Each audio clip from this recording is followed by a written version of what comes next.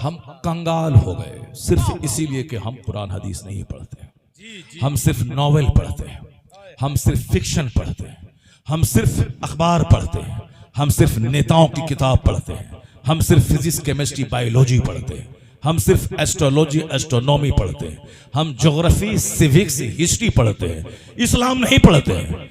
इसलिए मैं कहता हूं कि इस्लाम पढ़ो 1 घंटा सुबह आलिम के पास जाके, 5 घंटे स्कूल जाके फिजिक्स केमिस्ट्री मैथ जाके पढ़ो। फिजिक्स केमिस्ट्री मैथ पढ़ो ताकि नौकरी मिलेगी तो पैसा कमाओगे, दूसरों के मोहताज नहीं रहोगे, या नहीं नौकरी मिलेगी तो कम से कम मैथमेटिक्स के एक्सपर्ट बन गए तो ट्यूशन पढ़ा के 5 लाख रुपए महीना कमा लोगे। क्योंकि मैंने देखा है हमारे वो बच्चे जो नाकारा कामचोर मेहनती नहीं है, वही बच्चे अपनी कमजोरी पे पर्दा डालने के लिए बोलते हैं कि मुसलमानों को हिंदुस्तान में नौकरी नहीं मिलती है। मैं कहता ये वह बच्चे जो कामचोर हैं, वह बच्चे जो 3 घंटे सिनेमा हॉल में देते हैं, पढ़ाई को नहीं देते हैं टाइम। बाप बेचारा लखीमपुर के देहात में रहता है, बेटा लखनऊ में स्टडी कर रहा है, ये अपनी फसलें बेचकर, गन्ना बेचकर, मकई बेचकर, धान और गेहूं बेचकर, या ज्यादा महंगी पढ़ाई हो तो जमीन बेचकर बच्चों को भेजते हैं। और वो लखनऊ में दोस्ती यारी कर रहा है, मोबाइल चेंज कर रहा है, 3 घंटे हर नई फिल्म को जाके देख रहा है। अब बेगाने की शादी में अब्दुल्ला दीवाना हो रहा है, दोस्त की शादी है, पढ़ाई छोड़ के उनके घर में चला गया और 10 दिन में हुल्लड़बाजी मोटरसाइकिल चला के कर रहा है। अब ये बोला कि अब यहाँ हिंदुओं का मुल्क है, नौकरी नहीं मिलती है। बदतमीज, हर साल 35 से 40 बच्चे मुसलमानों के डीएम बन रहे हैं हर साल। इसी पीरियड में, इसी 10 साल मोदी जी के पीरियड में कम से कम समझ लें कि 200-400 बच्चे, इस 10 साल के अंदर में 400 बच्चे IAS ऑफिसर मुसलमानों के बन गए। और तुम बिला वजह एक बात लेके बैठा है कि साहब पंडित जी वो उनका काम है, साहब जो करना है वो कर रहा है, उनका जो प्लान है वो अगर उनका प्लान जैसा है वो अपना जाने। तुम्हारा प्लान है इल्म सीखना, जहालत दूर करना, जहालत दूर करना। तुम्हारा प्लान है जन्नती बनना, तुम्हारा प्लान है मुस्तफा का सच्चा गुलाम बनना।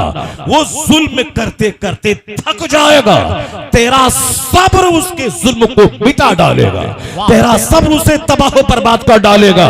इसलिए कि 10 साल 20 साल की कोई हैसियत नहीं है मुसलमान। 1400 साल से हम यही देखते आ रहे हैं, जब जब जुल्म बढ़ता है तब तब मुस्तफा के गुलामों की तादाद में इजाफा होता चला जाता है।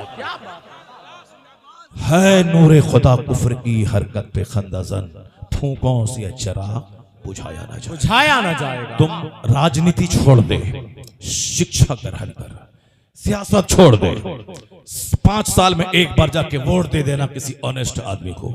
बाकी किसी नेता का झोला ढोने के लिए तू नहीं पैदा हुआ है, उसके दरवाजे पर जाके बैठ के तलवा चाटने के लिए नहीं पैदा हुआ है। तू नमाज़े पंजगाना के लिए खुदा की बारगाह में 5 बार हाजिर होने के लिए पैदा हुआ है। तू दुरूद और जिक्र के लिए पैदा हुआ है, तू हाकिम बनने के लिए पैदा हुआ है, तलवा चाटने के लिए नहीं पैदा हुआ है। वअदल्लाहु लज़ीना आमनू वअमिलुस सालिहात लयस्तखलिफन्नहुम फिल अर्द। अल्लाह ने वादा किया है जो ईमान लाएगा, अच्छा काम करेगा, हम उसे इस रुए जमीन का बादशाह बना देंगे। ईमान लाएगा, अच्छा काम करेगा, इल्म हासिल करेगा, ईमान लाएगा, इल्म हासिल करेगा, अच्छा काम करेगा, हुकूमत मिलेगी। हुकूमत तो इंतजार कर रही है। अब जब कोई अहल नहीं आएगा तो ना अहल उस कुर्सी पे बैठेगा, जब कोई अहल नहीं मिलेगा तो ना अहल उस पे बैठेगा। तुम अहल बन जाओ, इज्जत इल्म हासिल करो, 24 घंटे स्टडी में लगे रहो। लड़के नौकरी लेना है, खुशामद करके नहीं। इतनी मेरिट हासिल करो कि 24 घंटे पानी की तरह अंग्रेजी बोलो। इतनी मेरिट तुम्हारा बच्चा हासिल करे, फिजिक्स केमिस्ट्री बायोलॉजी को पानी पानी कर दे। इतनी मेहनत तेरा बच्चा 18 घंटे करे कि वर्ल्ड हिस्ट्री उसके दिमाग में मौजूद हो।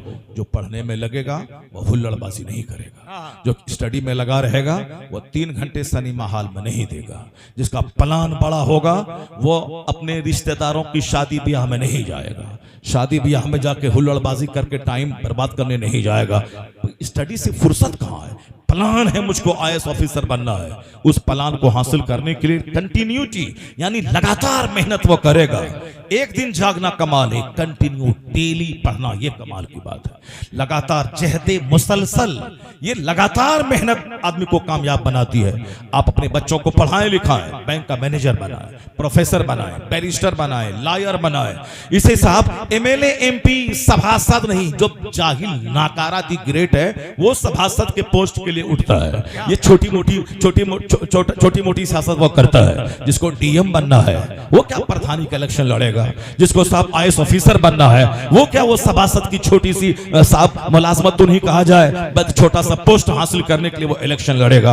अब 1000 की आबादी में 5 लोग उड़ गए, हमको देना 5 वोट के लिए भीख मांग रहे हैं और 10 वोट के लिए रिश्तेदारी में जंग कर रहे हैं, और ये जंग खींच करके मस्जिद में ले जा रहे हैं, यह जंग खींच कर जलसे में ले जा रहे हैं। हमको वोट नहीं दिया, उसकी बेटी की शादी में हम नहीं जाएंगे। क्या छोटी मोटी राजनीति करता है यार। समाज में देख, अगर कोई समाज का सेवक है, अपना दर्द समझता है, समाज के दर्द को, बीमार पड़ने के बाद मरीज के मर्ज में गिरफ्तार कोई गरीब हुआ, हॉस्पिटल में उनके साथ रहता हो, अब शादी ब्याह में सामने रहता हो, दर्द उसका कष्ट दूर करने के लिए रहता हो, ऐसा आदमी हो, तुम अपनी ख्वाहिश को पांव के नीचे दफन कर दे, उसको सामने ले आ, उसको सब मिलके वोट दे दे। यह समाज का अच्छा आदमी है, यह हर सबके दुख दर्द में काम आने वाला है, यह मेहनती आदमी। हम 5 साल रहे सभासद तो कितना पैसा कमाएंगे, तो हम कुर्बान कर दें, अच्छे आदमी को लाए, जो पढ़ा लिखा आदमी है उसको लाए, बस जलील हरकतों की खातिर। अभी एक रिपोर्ट सामने आई थी औरंगाबाद महाराष्ट्र की कि एक बंदा 91% वोट लाया साहब, दूसरे 10 मुसलमान उड़ गए, कोई 50 वोट लाया, कोई 25 वोट लाया, कोई 300 वोट लाया। वो आदमी जो 9000 वोट से हारा है, ये मुसलमानों ने 500 250 करके 1500 वोट को बर्बाद किया है। इतनी छोटी सोच लेके इस वक्त इस संकट की घड़ी में ये आया है, सिर्फ 50 वोट काटा और अपने भाई को हरा दिया। अब कोई रमेश जीता या डफली बजा रहा है कि मैंने अपने भाई को हरा दिया। जहां इतनी गंदी सोच होगी वहां तो मस्जिद टूटेगी, वहां तो आग लगेगी, वहां तो मदरसे बंद होंगे, वहां तो तबाही का तमाशा देखना होगा। अकलमंद है वो जो संकट को देखने के बाद जाग जाए, मुसीबतों को देखने के बाद आंख खोले, वह दुश्मनों के नकदंदे प्लान को देखकर अपनी तमाम दुर्दशा को बदल ले, अपना घमंड छोड़ दे, मुस्तफा के अखलाक को समाज में नाफिज कर दे, यूनिटी और इत्तेहाद के साथ रहे, अल्लाह से मदद मांगे। जिस दिन इल्म आया, अमल आया, अच्छा काम किया, मोहब्बत पैदा हुई, उस दिन तू नहीं भी चाहेगा हुकूमत तेरे गले लग जाएगी, तू ही हाकिम बनेगा, खलीफा बनेगा, वक्त का बादशाह बनेगा। सुभान अल्लाह, सुभान अल्लाह, क्या बात, अल्लाह या रसूल अल्लाह। यहां तो सोच इतनी हमारी घटिया हो गई है, इस कदर हम कमजोर हो गए हैं कि साहब जीते रमेश जीते मगर हम महमूद को जीतने नहीं देंगे, जीते उमेश जीते हम मगर अहमद को जीतने नहीं देंगे। जहां इस कदर घटिया सोच हो, उसे तो पुलिस की गोली से मर ही जाना चाहिए, उसको तो भून ही डालना चाहिए। जब खूब भुने जाएंगे, खूब मारे जाएंगे, खूब कटेंगे, और जो नस्ल का बच्चा बचेगा वह तौबा इस्तिगफार करके अल्लाह की बारगाह में रोएगा धोएगा, वह नेक बनेगा, अहद करके उठेगा, लड़ेंगे नहीं, मोहब्बत से काम करेंगे, फिर अल्लाह ताला रहमतों की बारिश बरसा देगा, रहमतों की बारिश बरसा देगा। मैं अक्सर बोला करता हूँ, बगदाद मोहल्ला में मुसलमानों की सल्तनत थी, इस्लामिक राजधानी, मुसलमानों का बादशाह बगदाद में बैठता था। बगदाद मरकज़े इल्म फन, बगदाद मरकज़े सियासत, खलीफा हारून रशीद बगदाद में बैठता था। उनके बहुत सारे खुलफा सारे के सारे बगदाद में बैठते थे। बगदाद इल्म फन की राजधानी, बगदाद सियासत की राजधानी, बगदाद इकोनॉमी की राजधानी। जिस तरह हिंदुस्तान में बंबई आधी दौलत वहां रहती है, उसी तरह बगदाद इल्म फन का शहर, दौलतों का शहर, सियासत का शहर, वो सारी रौनकें वहां थी।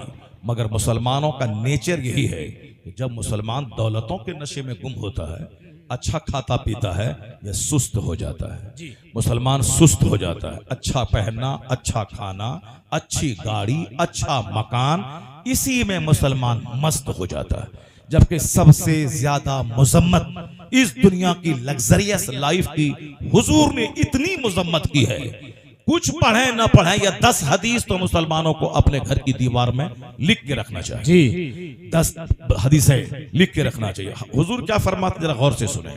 आका फरमाते हैं, लौ कानती दुनिया तादिलु इंदल्लाहि जनाहा बऊदा मा सका काफिरम मिनहा शुरबत माइन। हुजूर कहते हैं, आका इस्लाम फरमाते हैं कि अगर इस दुनिया का महत्व, इस दुनिया की अहमियत मच्छर के पर के बराबर भी होती तो अल्लाह ताला मुशरिकीन कुफार को एक घोंट पानी तक नहीं देता। जरा गौर से सुना क्या कहा सरकार। अल्लाह। जिस दुनिया की खातिर हम नमाज छोड़ते हैं, जिस दुनिया के लिए हम झूठ बोलते हैं, जिस दुनिया के लिए हम 10 लाख रुपए रिश्वत देते हैं, जिस दुनिया के हासिल करने के लिए दूसरों की मौत का इंतजार करते हैं, ये मौली साहब मरे, मैनेजर को 50 लाख की पोटली दिया, ये जहां मरे तो फिर हमको उस पोस्ट पे बहाल करना, कितनी घटिया सोच हो गई। कोढ़ी बन के जीना चाहता है, 50 लाख रिश्वत दो, उसको आराम से बैठेंगे और हर महीने 1 लाख महीना कमाएंगे। कितनी घटिया और गंदी सोच पैदा हो गई। हम लोग इस 2 पैसा कमाने के लिए आखिरी हद तक चले गए, जबकि हुजूर ने दुनिया से नफरत दिलाने के लिए कितनी कीमती बातें कह दी। हुजूर की बातें तो अभी सुनते हैं, मगर पहले अल्लाह की बात सुन लेते हैं। इसी 2 बात को सुन के आप चले जाइएगा, बाकी मेरी कोई बात मत सुनिएगा। बस सिर्फ अल्लाह वालों की कहानी इसलिए नहीं होती है कि सिर्फ उनके मजार पे आके ताला बांध दें, उनके मजार पे आके धागा बांध दें, उनके मजार पे आके बेटा बेटी मांग लें। नहीं, अल्लाह वालों का उर्स इसलिए होता है ताकि उनके मजार पे आकर के उनकी जिंदगी से नूर हासिल करें, उनकी जिंदगी से रोशनी हासिल करें। या कैसे जीते थे, या कैसे रात गुजारते थे, या कैसे रहते थे। हम लोगों ने, चूंकि हम लोग हिंदुस्तान में हिंदुओं के कल्चर में रहते हैं, और हिंदुओं का कल्चर क्या है, धागा बांधना, ताला बांधना, इसीलिए हम लोग भी उस कल्चर से प्रभावित होकर हम भी दरगाहों पे ताला बांधने लगे, हम भी दरगाहों पे धागा बांधने लगे, हम भी दरगाहों का तवाफ करने लगे, हम भी अपने हाथ में धागा बांधने लगे, हम भी पांव में लोहे का कड़ा पहनने लगे, चूंकि हम उन्हीं कल्चर के बीच में रहते हैं। जबकि इस्लाम ने शदीद मजम्मत की है। अल्लाह ताला जहालत, अल्लाह के रसूल ने फरमाया कि जहालत को मिटा दिया गया, जहालत को पांव के नीचे रौंद दिया गया। शिर्क अल्लाह कभी माफ नहीं करेगा। जो काम शिर्क की तरफ ले जाता हो, उस काम से बचने की ताकीद की गई है। अल्लाह रब्बुल इज्जत ही इज्जत देने वाला, वही हुकूमत देने वाला, वही सेहत तंदुरुस्ती जिंदगी और मौत देने वाला। कुरान शरीफ में हजारों जगहों पे इस तरह के मज़ामीन मौजूद हैं। तूतिल मुल्क मन तशा, अल्लाह ही है जो इज्जत दे, हुकूमत देता है जिसे चाहे, वह हुकूमत छीनता है जिसे चाहे। तो लिल्लाहुम्मा मालिकल मुल्क, सारे बादशाहों का बादशाह है वह खुदा। तो अल्लाह के रसूल कहते हैं, जूती का तिस्मा भी टूटे तो अल्लाह से मांग, यानी चप्पल भी टूटे तो उसका तिस्मा टूटे, अल्लाह से मांगना, हमेशा अल्लाह से मांग। अल्लाह उस बंदे से दुश्मनी रखता है जो अल्लाह से नहीं मांगता है, अल्लाह उस बंदे से दोस्ती करता है जो हमेशा अल्लाह से मांगता रहता है। अल्लाह दुआ करने वाले को पसंद करता है। अल्लाह से, जिस बुजुर्ग के मजार पे हम गए हैं, वह बुजुर्ग रात के आखिरी पहर में उठ के 40 साल से रोजाना 1 घंटा रोते थे। वो इशा के वजू से फजर पढ़ते थे। उन्होंने हमेशा सारी जिंदगी खाने पीने की तकलीफ उठा ली, मगर कभी झूठ नहीं बोला, कभी हराम की तरफ आंख उठा के नहीं देखा, एक वक्त की नमाज नहीं छोड़ी। हम लोगों ने इसको, जो वहां से नूर हासिल करना था, उसको धागे के कल्चर में बदल दिया, उसको ताला के कल्चर में बदल दिया, उसको मेला के कल्चर में बदल दिया। हमने दूसरों का मेला देखा, वही मेला अपने यहाँ उर्स में ले आया। अब औरतों पर जुमा की नमाज तो फर्ज है नहीं, अब वो जुमा के लिए मस्जिद तो जा नहीं सकती है। ईदैन की नमाज तो वाजिब है नहीं, वह ईद और बकरीद पढ़ने के लिए वो ईदगाह तो जा नहीं सकती है, क्योंकि पर्दे में रहना जमाअत से नमाज पढ़ने से ज्यादा जरूरी है। मर्द अगर मस्जिद में नमाज पढ़ने नहीं जाए, मस्जिद के बगल में नमाज पढ़े, नमाज नहीं होगी। जमाअत से नमाज पढ़े तो 27 गुना सवाब मिलेगा, 27 गुना अजर मिलेगा अगर कोई जमाअत से नमाज पढ़ता हो। लेकिन औरत पे जमाअत जरूरी नहीं है, वो अकेले घर में पढ़े। मर्द को मस्जिद जाकर जो 27 गुना अजर मिलेगा जमात से पढ़ने का, वो सवाब औरत को घर में तन्हा पढ़ने से मिल जाएगा। जुमा की नमाज बड़ी अहम नमाज औरतों पे फर्ज नहीं है। क्यों? जुमा की नमाज के लिए घर से बाहर निकलना होगा, जमात के साथ वो नमाज होती है, इसलिए उसको मस्जिद का रुख करना होगा। मस्जिद जाने से बेहतर है कि औरत अपने घर में नमाज पढ़े। आंगन में पढ़ने से बेहतर है कि दालान में पढ़े। दालान में पढ़ने से बेहतर है कि घर के बीचों बीच पढ़े। उससे बेहतर है कि घर के एक कोने में पढ़े, यानी एक गोशे में नमाज पढ़े। जितना पर्दे में वो रहे उतना ही शौहर के लिए, घर के लिए, समाज के लिए, मुल्क के लिए, मिल्लत के लिए उतना ही फायदा है। जिसने इस कानून का मजाक उड़ाया वो अब रो रहा है, मगरमच्छ के आंसू बहा रहा है। कलकत्ता के आरजी मेडिकल हॉल में मेडिकल कॉलेज का प्रिंसिपल, वो जब अब पढ़ने वाली एमडी करने वाली डॉक्टर के साथ रेप किया, उनके चेले, उनके गुर्गे, उनके साथ चेलों ने सारा हिंदुस्तान शर्मसार हो गया। सारी दुनिया में हिंदुस्तान की नाक कट गई। या साहब लखीमपुर का हल जोतने वाला चरवाहा ये काम नहीं किया है, मेडिकल कॉलेज का प्रिंसिपल, उसकी निगरानी में ये काम अंजाम दिया गया है। तो अब ये बता दें कि हम कानून पर्दा बयान करते हैं और आप कानून पर्दा की मुखालफत करते हैं, तो मुखालफत का रिजल्ट आपको ये निकला कि स्कूल में ज़िना, कोचिंग सेंटर में ज़िना, वीमेन शेल्टर हाउस में ज़िना। आपने सुना होगा बिहार के मुजफ्फरपुर में, जहां औरतों की पनाह का शेल्टर हाउस सेंटर था, जहां यतीम बच्ची, बेवाओं और साहब अनाथ लोगों की पालने का जो सेंटर था, वहां पर पता चला कि वहां जो औरतें जवान हो रही है उसका सीधा कनेक्शन नेताओं से, बड़े बड़े मालदारों से करवा के शेल्टर सेंटर चलाने वाला वो औरतों की इज्जत बेच के पैसे कमा रहा है। साहब आप हमारे कानून पर्दा का मजाक उड़ा रहे हैं। शेल्टर रूम में से ना, मेडिकल कॉलेज में से ना, आरपीएफ का जवान जो पुलिस वाला रेलवे में नौकरी करता है, प्रोटेक्शन हिफाजत के लिए रहता है, वह सोई हुई खातून के साथ दस्तराजी छेड़खानी कर रहा है। आए दिन अखबार में आ रही है।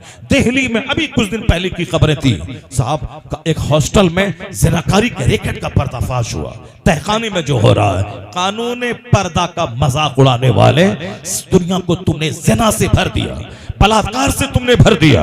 अमेरिका से लेके चाइना, जापान से लेके हिंदुस्तान तक कौन दिन ऐसा है जिस दिन जिनाकारी के केस न आता हो?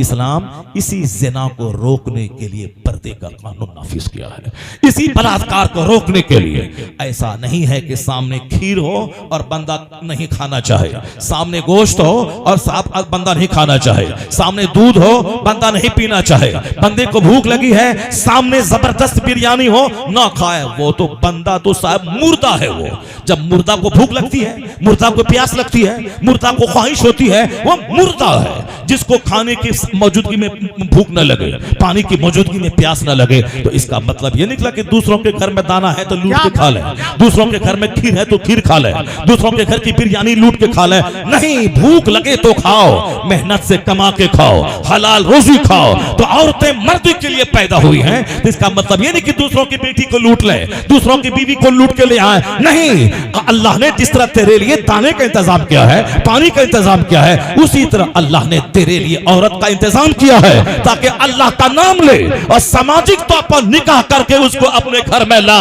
फिर उसके हलाल तरीके से उससे अपनी ख्वाहिशात की तकमील कर, और तेरी औलादें पैदा होती रहेंगी। अगर तेरा बाप शादी नहीं करता तो तू कहां से पैदा होता? अगर तेरा दादा शादी न करता तो तेरा बाप कहां से पैदा होता? अगर गौसे आजम के वालिद शादी न करते तो मेरा गौस कहां से पैदा होता? मुफ्ती नकी अली खां रज़ी अल्लाह अन्हु शादी नहीं करते तो अहमद रजा खां कहां से पैदा होते? ये सिलसिला है ताकि तू गुनाह से बच और इंसानों की पैदाइश का सिलसिला जारी रहे। यह कानून पर्दा इसीलिए है, तू चाहता है कि तेरी बीवी को सुबह कोई लेके जाए और शाम कोई लेके जाए, तेरी बेटी को सुबह एक बंदा हाथ पकड़े और शाम दूसरा बंदा हाथ पकड़े। जब ये तुझको बुरा लगता है तो फिर जिससे ज़िना हो रहा है वो भी तो किसी की बेटी है, वो भी तो किसी की बीवी है, वो तो किसी की माँ है। इसलिए चाहे अपना मनमानी तू चला ले, ज़िना को रोक नहीं पाएगा। एक कानून पर्दा है इस्लाम का दिया हुआ, अगर नाफिज हो जाए अमेरिका में वो जिना से पप्पा हो जाएगा, हिंदुस्तान में यहां से ना रुक जाएगा। पुलिस की मौजूदगी में, कोर्ट की मौजूदगी में, कचहरी की मौजूदगी में, आर्मी की मौजूदगी में तुमने आजमा लिया, जिना रुक नहीं रहा है। 5 बंदे को फांसी तुमने दिल्ली में दिया ताकि जिना रुक जाए, रुक नहीं रहा है। अब तो कम से कम ये उसूल आजमा ले, कानून पर्दा का, कानून पर्दा नाफिज हो गया। दावे के साथ कहता हूं 90% जिना का कारोबार मिट जाए।